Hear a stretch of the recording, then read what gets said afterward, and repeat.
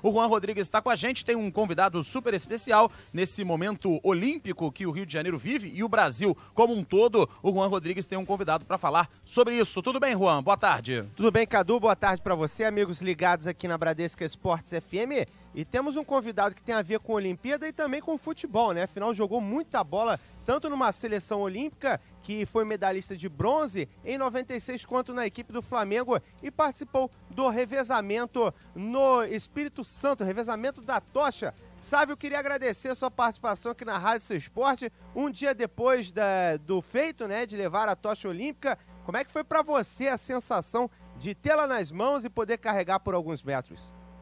Boa tarde, Juan Rodrigues, boa tarde a todos da Bradesca FM. Olha, para mim, primeiro é um privilégio muito grande, um prazer muito grande, né? Primeiro, em ser convidado para conduzir a tocha olímpica e depois, com certeza, por ser na minha cidade, né? Vitória, eu sou capixaba, quer dizer, Vitória, Vila Velha, que são muito próximas ali, né?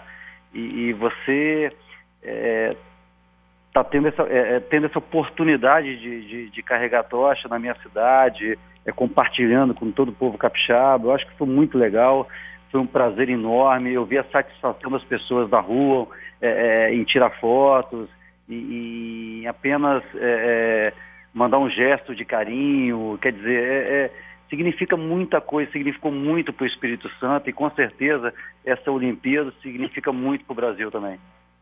Agora, Sávio, você foi medalhista de bronze nas Olimpíadas de Atlanta 96, né? Deu para sentir novamente, pelo menos por algum tempinho, né, enquanto você teve com a tocha, todo aquele espírito que você sentiu naquela época? Essa é uma pergunta interessante porque uma pessoa simples me perguntou no Espírito Santo, né, um dia antes.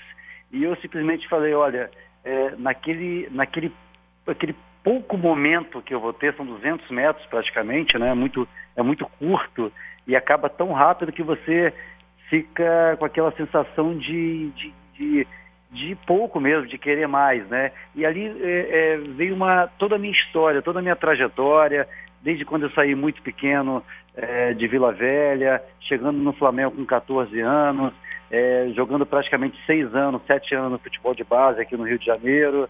E veio, na verdade, em tão pouco tempo, tantas lembranças e, claro, terminou lá na Olimpíada de Atlanta com a medalha de bronze.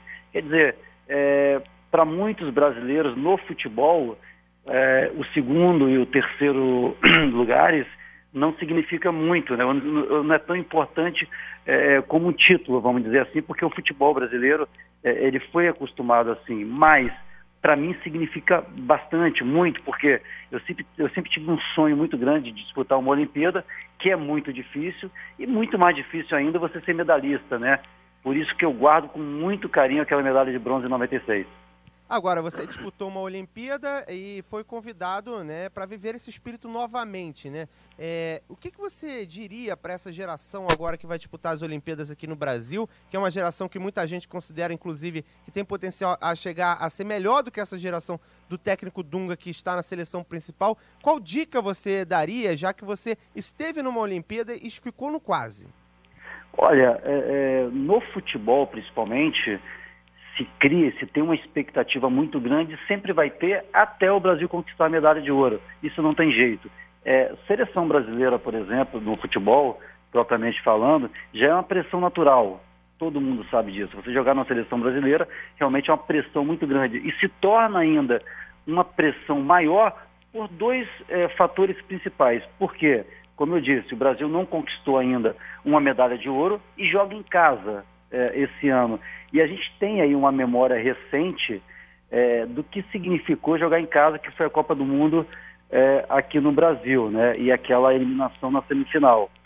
Então, vai se criar uma pressão ainda muito maior, e não é pelo fato do Brasil jogar em casa que ele é o maior favorito. Isso não existe, mesmo porque há 2 anos atrás a gente viu o que aconteceu. Por isso, eu acho que se preparar, claro, é uma geração que tem muita qualidade técnica, uma geração jovem que tem muito futebol a dar para o Brasil ainda, só que o fator psicológico vai ser muito importante esse ano. Eu acho que o Brasil tem que trabalhar muito o fator psicológico para não ser surpreendido novamente dentro de casa.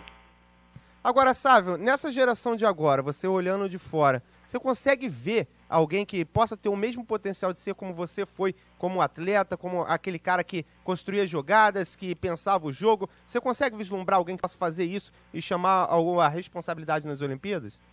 Olha, tem vários jogadores. É claro que a gente vai colocar sempre o Neymar como principal destaque, já é o principal destaque da seleção principal. Agora, não é a solução de tudo. Eu acho que o grande erro também na Copa do Mundo foi justamente isso. Colocar o Neymar como salvador, e não é o caso, é um jogador jovem ainda, um jogador, claro, que tem muito talento, está demonstrando aí no Barcelona há alguns anos que tem um potencial muito grande. Agora, ele não pode ser a solução única de uma seleção tão importante que é a seleção brasileira. Agora, tem vários jogadores na defesa, por exemplo, que é novo ainda, é um jovem, mas com muita experiência já no futebol europeu, que é o Marquinhos, do PSG, o próprio Neymar. Tem uma grande revelação que eu acho do futebol brasileiro, que é o Gabriel Jesus, do Palmeiras. Quer dizer, tem grandes jogadores, mas a gente não pode pensar somente nesses lados individuais, né? Do Neymar, do Gabriel Jesus, do Marquinhos ou de outros. E sim fazer uma seleção forte, porque outras grandes seleções do futebol europeu, principalmente, ou a seleção mexicana, que é a atual campeã olímpica, ou a seleção uruguaia, enfim, essas grandes seleções não se falam muito, especialmente, por exemplo, algumas seleções da Europa, que não se falam muito na parte individual, mas são seleções muito fortes coletivamente.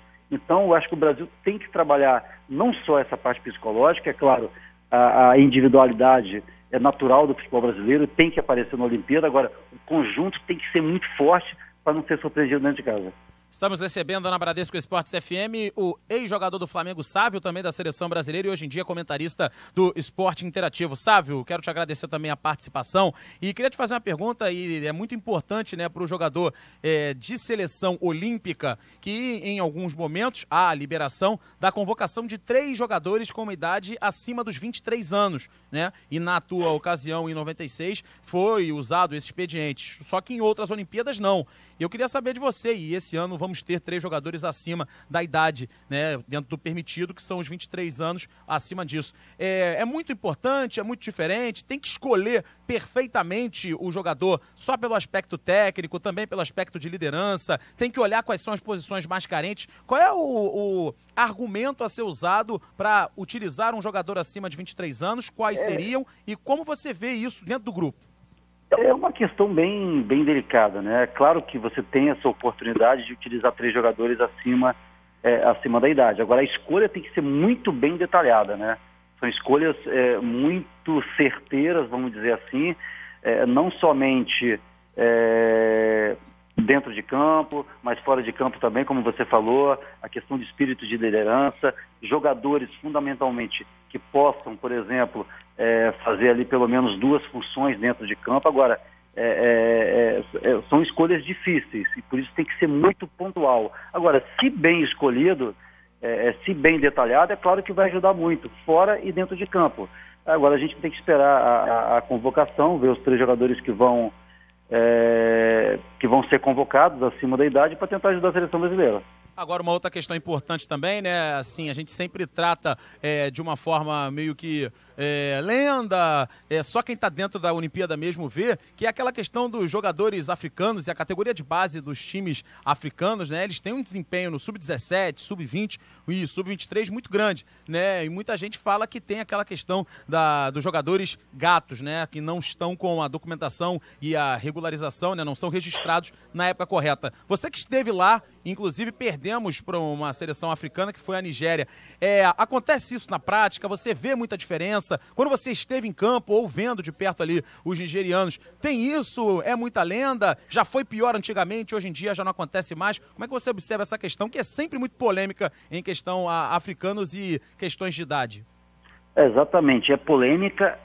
Eu acredito que já existiu muito mais, décadas de 80 e 90 principalmente. A gente viu uma disparidade muito grande em relações, por exemplo, a seleções como da Nigéria, como de Camarões, como de Gana principalmente. Era uma diferença muito grande, principalmente no porte físico, né? Hoje eu acredito que se tem é muito pouco, mesmo porque veio tudo a questão dos critérios da FIFA, hoje com a questão das televisões, muito mais televisões transmitindo sub-17, sub-20, a própria Olimpíada, quer dizer, fica muito mais difícil. Agora, com certeza, nessas décadas que eu falei, existia muito. Hoje eu vejo se tem muito pouco, por isso tem um equilíbrio muito maior. Você vê ainda, é claro que tem seleções africanas que são fortes, vamos dizer, na categoria de base, mas já não são tão fortes como aquela época que ganhava sempre, principalmente a seleção de Gana. Hoje já tem um equilíbrio muito maior. E hoje eu acredito que realmente está muito mais nivelado. Sávio, Mauro Santana, mais uma vez é um prazer, uma satisfação falar com um amigo. E você mencionou, né, o fracasso de 2014, a seleção brasileira, né, aquela derrota que não sai da cabeça de nenhum torcedor. E de que maneira isso pode prejudicar essa seleção olímpica, que você já disputou uma Olimpíada, sabe muito bem a pressão e a cobrança que é exercida para a conquista de uma medalha de ouro. Não se fala em medalha, inclusive, né, quando a seleção entra em campo na Olimpíada, se fala em título, quando na verdade você tem uma disputa completamente diferente, né, no âmbito olímpico, mas essa cobrança existe. E de que maneira ela vai ser ainda maior por conta do fracasso da Copa do Mundo que foi realizada em casa?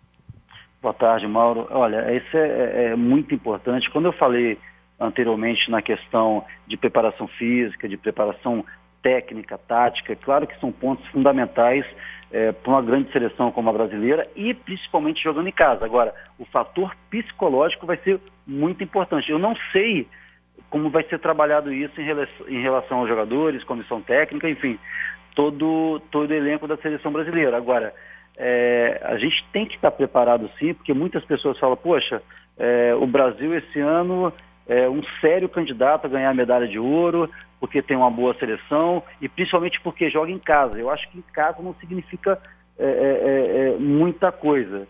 Mesmo porque, como eu falei anteriormente, você citou agora, Mauro, a gente tem um exemplo de 2 anos atrás, muito vivo na memória dos brasileiros ainda, né?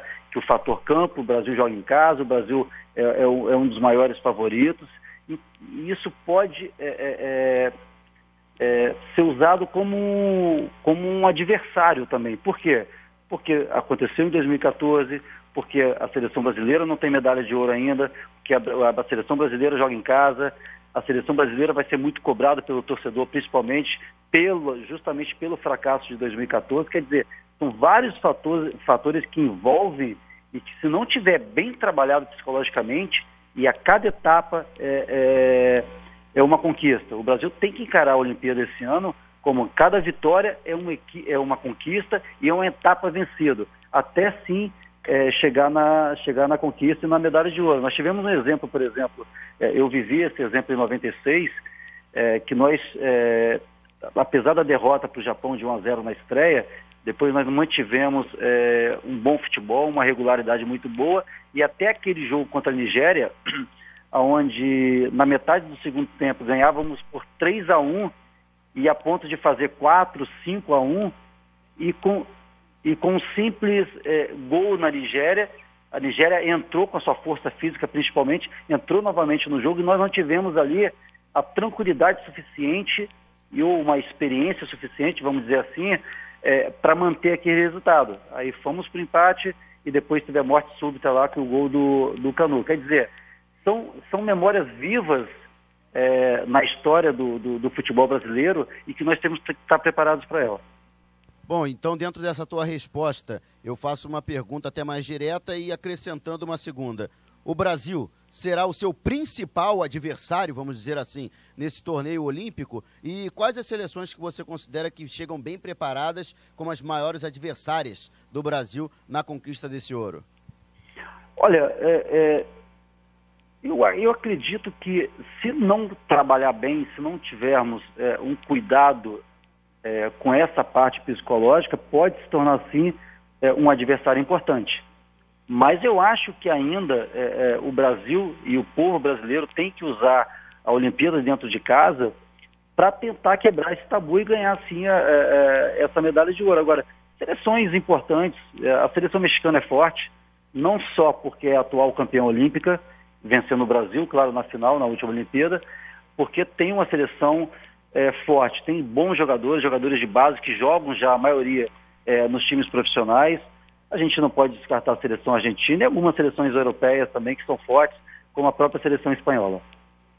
Agora, Sávio, mudando um pouco o chip, né? Você foi um cara que teve uma carreira muito grande, né? E principalmente no Real Madrid e também na equipe do Flamengo aqui no Brasil. Queria te perguntar sobre a Champions League. Afinal, temos a definição, né?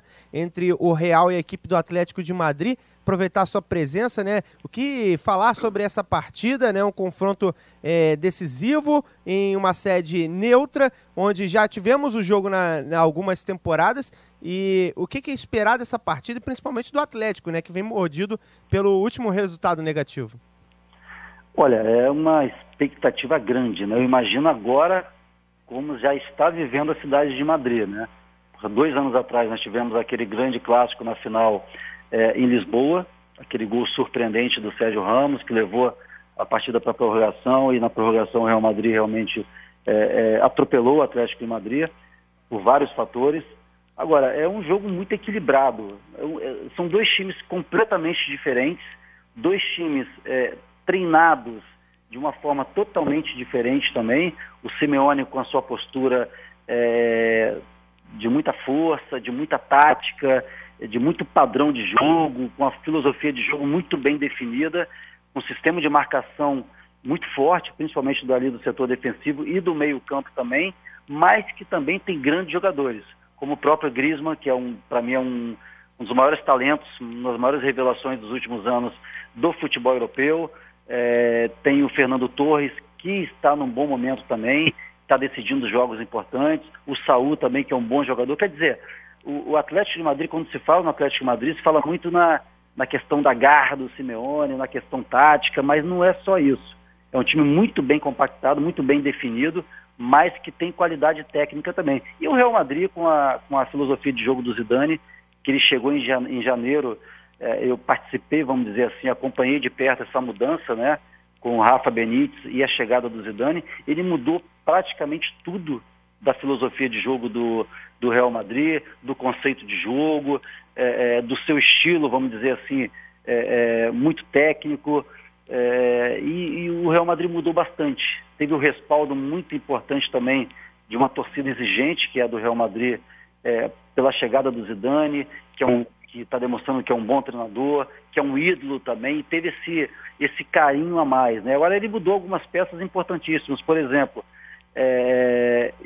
quando ele colocou o Casemiro para fazer aquele homem de primeiro volante, ele liberando mais o Toni Kroos, ele liberando um pouco mais o Modric, quer dizer, ali deu um padrão defensivo muito importante e uma boa saída de bola também. Quer dizer, é um jogo muito equilibrado, é um jogo que você me pergunta, se são 2 jogos no Caldeirão, no Bernabéu, eu vou ficar um pouco mais pro Atlético de Madrid.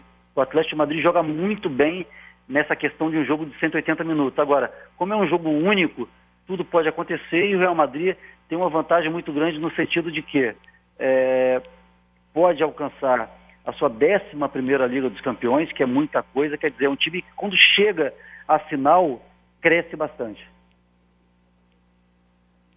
Agora, Sávio, você logicamente está com suas atenções voltadas à Olimpíada, mas você com certeza é bastante bem informado e acompanhou a situação envolvendo o técnico Muricy Ramalho. Você que foi jogador do Flamengo, ídolo do Flamengo, como é que você acompanhou isso de longe? E como foi jogador de futebol, de que maneira a ausência, né, do Muricy, pela carreira que ele tem, pelo nome que ele tem, pela projeção que ele tem sobre o time, de que maneira a ausência dele pode prejudicar o Flamengo numa partida importante logo mais nesse jogo com Fortaleza pela Copa do Brasil?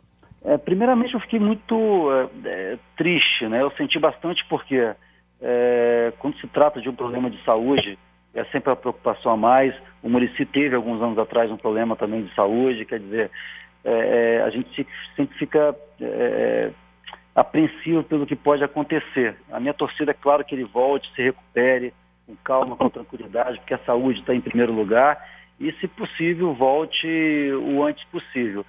E eu acho que é um jogo muito importante, é um jogo decisivo, e que os jogadores, principalmente junto à comissão técnica, têm que tentar esquecer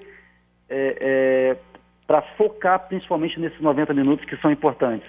Agora, é uma ausência significativa, né? É um treinador muito experiente, é um treinador que está tentando trazer uma nova filosofia, não só de jogo para o Flamengo, mas todo o sistema dentro do clube, para o centro de treinamento, quer dizer, e você perder uma pessoa como essa ali, perto, no banco de reserva, realmente não é fácil. Mas, enfim, eu acho que o Flamengo, apesar disso, tem que encarar esse jogo contra o Fortaleza como uma final de campeonato, porque é uma competição que o Flamengo é tricampeão da Copa do Brasil, é uma competição que o Flamengo sabe jogar e é muito importante por todos os lados dentro do clube. Tá certo, Sávio. Queria agradecer sua participação aqui na Bradesco Esportes FM, a Rádio Seu Esporte. Sempre uma conversa interessante e inteligente aqui na Rádio Seu Esporte quando a gente liga para você. Valeu? Muito obrigado, grande abraço a todos. É um prazer falar com vocês.